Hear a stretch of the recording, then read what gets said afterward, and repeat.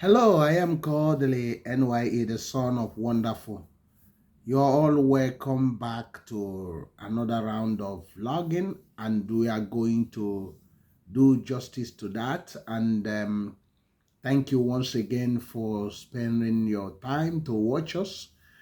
We are going to see the speech of Governor Gov.Soludo on the burning issue of local government autonomy, which has been raging everywhere in Nigeria with accusation and counter accusation.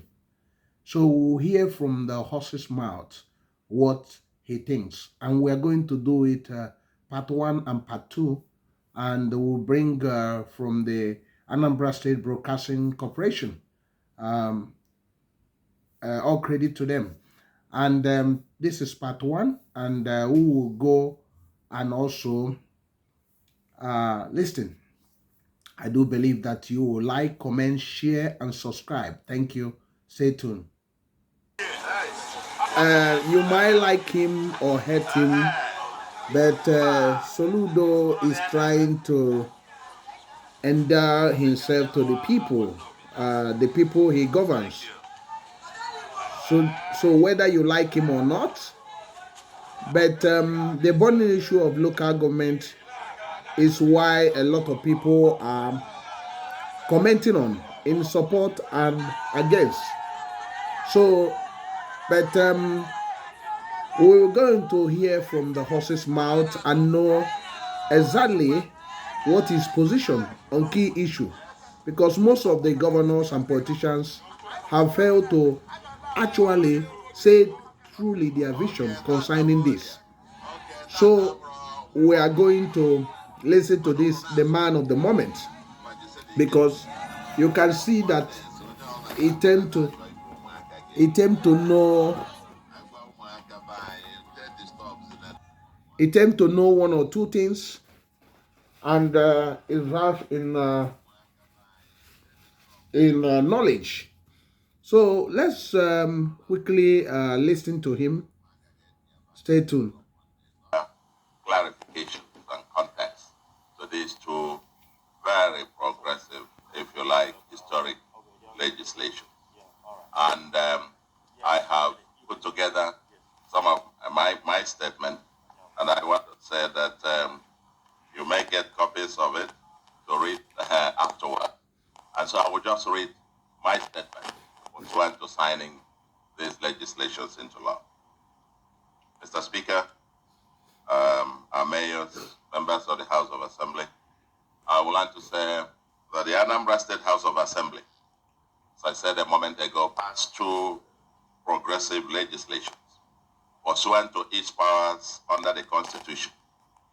These legislations are Anambra State Economic Planning and Development Law 2024 and the Anambra State Local Government Administration Law 2024, and I have signed them into law.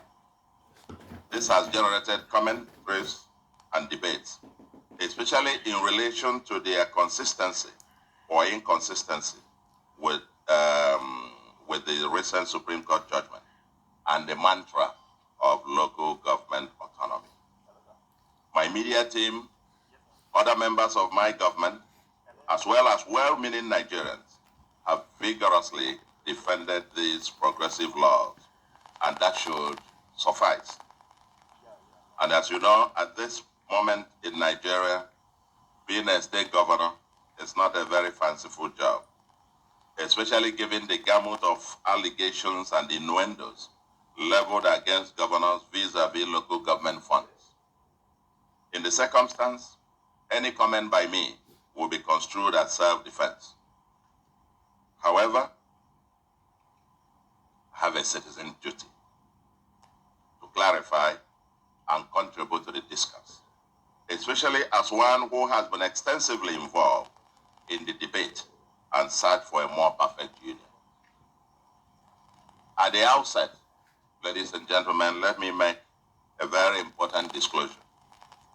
I am a federalist and a proponent of competitive federalism for a multi-ethnic, multi-religious, vast country as Nigeria. From my limited knowledge I do not know any federation, except perhaps some variants in Brazil, where a uniform government system is provided for in a federal constitution, or where the local government is treated as a de facto federative unit. I understand that the issue of appropriate local government system was vigorously debated by the framers of the 1999 Constitution, and the compromise was to insert Section 7, even extending to Section 8 of the Constitution, which, among others, empowers the state, each state, through its House of Assembly, to make laws which provide for, quote, for the establishment, structure, composition, finance, and functions of the local government. Pioneered by Lagos State about 2004 or thereabout, several states have various laws pursuant to these constitutional powers. The composition or structure of local governments in Lagos or Ebonyi, for example, is certainly different from Anambra State. Also, the debate as to whether local governments should be part of the federal constitution or left to each federative unit, state, to determine its own appropriate local government system is still an unsettled matter. I am aware that the APC Committee on Restructuring Nigeria proposed scrapping local government from the Constitution of Nigeria. As the former chairman of Planning and Strategy Committee of Ohaneze Ndigbo Worldwide, I know that the published position of Ndigbo in 2018 was that local governments be scrapped from the Constitution and let each state or region determine the type of local government administration that suits it. Similar positions have been argued by Afenifere, Pandev, Middle Belt Forum, etc. But this is an issue for another day. In the context of our evolving federalism, still evolving, I see the recent Supreme Court judgment regarding the direct transfer of funds belonging to the local government as an important contribution to our search for effective and transparent administration of resources at the local level. I see the judgment as an opportunity for public good. Given the constitutional mandate for joint planning between the state and local government, I see the judgment as an opportunity for greater transparency and predictability regarding the sources and uses of funds, as well as greater coordination and collaboration between the state and local government. If there was any state where the State-Local Government Joint Accounts Committee did not manage the local government funds transparently, the Supreme Court judgment is an opportunity and mandate to do it differently by further empowering the local government administration. But there is more work to be done. We all need to think through how the funds transferred to the local government should be appropriated, spent, or accounted for. Monies meant for the federal or state governments are not spent by the president or governors. The National Assembly and state assemblies make appropriation laws on how and by whom the monies should be spent, and then provide oversight functions. Question is, what happens to the monies directly sent to the local government? Who spends the monies? On what? And on how will they be accounted for?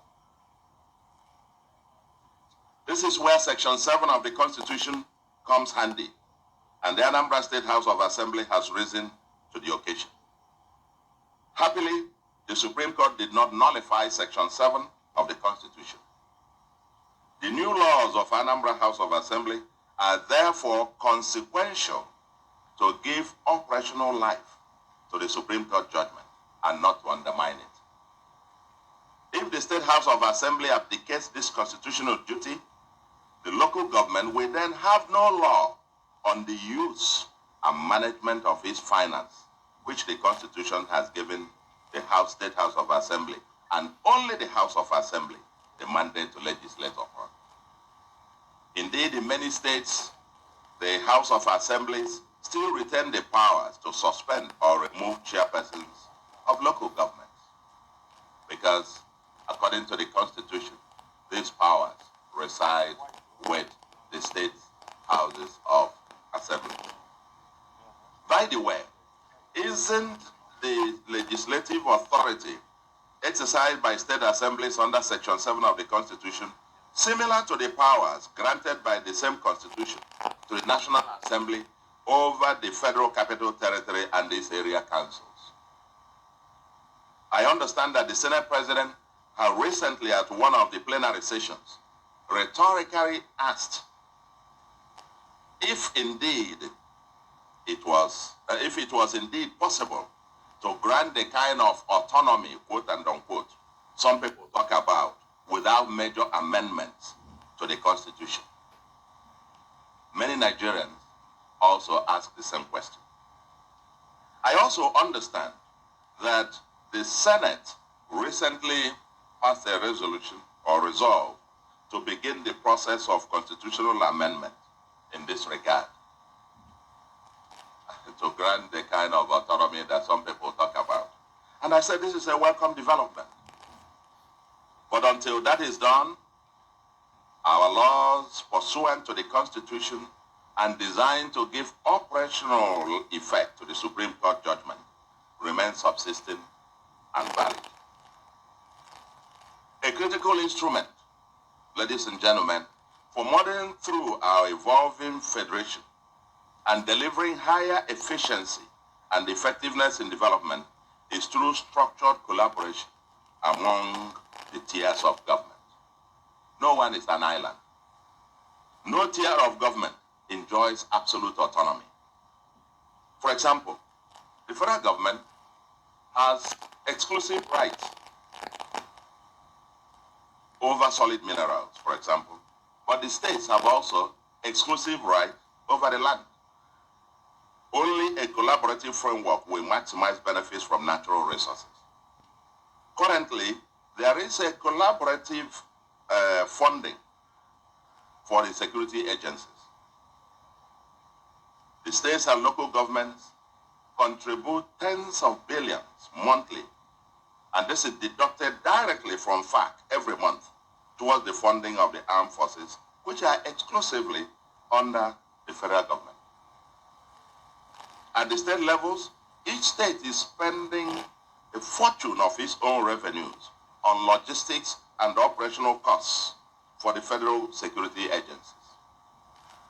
The federal government, states, and local governments are jointly paying for the FGN, federal government's initiative on metering, for example. The states understand the above emergency measures as part of the collaborative arrangements to make Nigeria work better. A federal agency, the Debt Management Office, must clear any state government seeking to borrow from domestic financial system, while the National Assembly must approve states borrowing, external borrowing. The federal UBEC, Universal Basic Education Commission, insists on counterpart funding by the states before it can release federal funds for basic education, and also supervises the utilization of the contributions by states. There is a dozen or more areas of oversight of federal agencies over state finances. The above illustrations are simply to make the point that no tier of government can function in absolute autarky without collaboration with others. The three tiers of government have only one objective, and that is the security and welfare of the citizens. You can't have anyone, it's just not by our constitution that any one of them can function in absolute, I don't know what they mean, autarky, you are on your own. No one. That is, we all collaborate. The federal government is not completely autonomous of the states, nor are the states autonomous of the federal government, and nor will local government be autonomous of the states and the federal. That's the way that you have in a federation. Every federation is is a collaborative arrangement to achieve the same objective, security and welfare of the citizens. So, and I want to say that given the functions assigned to the local government by the Constitution, it is impossible to see how they can perform them without active collaboration with state governments. Because the Constitution did not envisage, quote, absolute autonomy for local government, it gave the State House of Assembly powers to make laws for them, and they equally did not create a local government judiciary distinct from the state judiciary. The local government don't have their own judiciary. If you become an independent, autonomous government, how do you enforce your stuff? You still have to go to state judiciary or federal judiciary to enforce whatever you do. So this whole talk about whatever in a federation. The two legislations passed by the progressive Anambra House of Assembly, and they are here. Come on there. Seek to achieve three objectives. A, consistency with the Constitution and judgment of the Supreme Court. Enhance transparency and productive collaboration in a federation, and the promotion of sustainable finance, democracy, and development at the local government. The laws seek to codify the collaborative arrangements to promote transparency and accountability. We seek to avoid ad hoc or arbitrary arrangements. We are building to last. The good news is that the eminent jurists at the Supreme Court did not outlaw collaboration and cooperation among the local governments. They didn't outlaw that in funding joint or common services, nor did it nullify Section 7 of the Constitution. What the new laws simply require is that all the chairmen, one of the requirements, is beautiful laws. You need to read them and see the innovations. In terms of advancing the discourse and the operations of our federal structure. But these new laws, what they simply require, part of them, is that the chairmen or mayors here of the local government meeting under the auspices or aegis of the Economic Planning Board, which is similar to the National Economic Council. By the way, this is something new. Anambra is pioneering pursuant to a section of the Constitution that mandates for a joint planning board. We are pioneering this. We are creating the state equivalent of the National Economic Council, which is also provided for by the Constitution.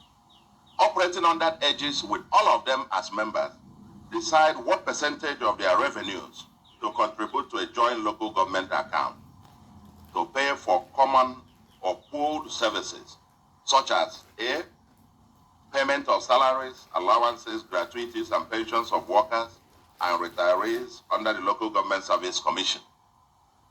Provision and maintenance of primary, adult, and vocational education, including all salaries, allowances, gratuities, and pensions payable in that regard. Provision and maintenance of primary health services, including all salaries, allowances, gratuities, and pensions payable in that regard. Payment of allowances to traditional rulers and president generals of communities, subventions to the Local Government Service Commission, and even for community security. What many people do not know is that the Constitution puts primary education and primary health care under the local government, because many people don't even understand what the local government funds are used for. See people talk all manner of nonsense. They just think this money is just meant, to be used for whatever that comes to anybody's head, so to speak. The primary education and primary health care are under the local government. But of course, you know that both health and education are in the concurrent legislative list. So both the federal government, the state governments also participate in education at all levels as well. Many also do not know that primary school teachers are pooled under UBEC. In Anambra, we call it Anambra State Universal Basic Education Board. We have a board that all ASUBEB, all the teachers are pooled in one. There are no teachers belonging to any particular local government. From that pool, you post them to different local governments. Workers in all the local governments are also pooled there for it. It might even get to a point where some local government might ask non-indigents, unquote, of their who are workers in local government or teachers in primary schools in their local government to, quote, go home to their local governments of origin due to budgetary or other constraints. Indeed, absolute autonomy of local government will mean that institutions that pool resources and workers will be scrapped, including Local Government Service Commission, Local Government Pension Board, the Anambra Universal Basic Education Board, the Primary Healthcare Agency, and so on and so forth. Does it then mean, for example, that the Federal UBEC or Federal Ministry of Health will have to deal with each of the 774 local governments in respect of primary education or primary health care, instead of coordinated through the state UBEC or state primary health care agency? So the federal government will have to deal with each of the 774 all by itself without coordination. If we're talking about absolute autonomy, that cannot be. I mean, I don't know what that means. This will be a recipe for humongous chaos, not only for the administration of local government and pensions, but more so in the primary education and primary health care centers, primary health sectors. For example, my administration inherited 4 years arrears of gratuity amounting to over 14 billion in the local government system. Pensioners, those who retired, were not paid their gratuity for 4 years, okay, in the local government system. And we have been clearing this systematically. The question is the balance that is subsisting. How are you going to pay it? How are you going to share the existing balance among the local governments, or pay pensions to over 15,000 retirees who serve the local governments as a pool without pooling of funds? This point is very important. I just think about this for a second. Many workers retired, tens of thousands of them. When they were in service, they worked as a pool. In fact, somebody may have worked all their life in the local government system without working in their own local government of origin. You know, moving from one local government to the other. The same thing for primary school teachers. They could have taught in all other local government, but not in their own. Now, if you say, okay, without any mechanism for pulling resources together, how are those pensioners going to be paid? Think of it for a second. Who is going to pay them? Because they belong to no local government in particular. They belong to the pool of local government. And so that's why I say, how do you do that? We have still about some billions left to be cleared. How do you share them without pulling resources together? And I'm not surprised that the organized labor, particularly the Union of Local Government Employees, National Union of Teachers, Nigerian Union of Teachers, Nigerian Union of Pensioners, and NOLGE, Union of Local Government Employees, issued a statement, wrote to the federal government, asking the federal government not to send their salaries and pensions to local government. They know what it was in the past. Here, I received, and I will come to that in a second. Some years ago, some local governments would even refuse rejected teachers posted to their local government because it would jack up their wage bill. Yes, our nascent federation is evolving. But some of us as practitioners are determined to make it work for the people while we have the opportunity. I believe in building institutions, especially ones founded on due process, transparency, and rule of law. People remind me that many Remember of the to institutional subscribe reforms and share. were See you established in at the the next CBN one. still in there. Since our assumption of office as governor 30 months ago, we have devoted a lot of efforts in reforming and strengthening institutions, including the local government administration.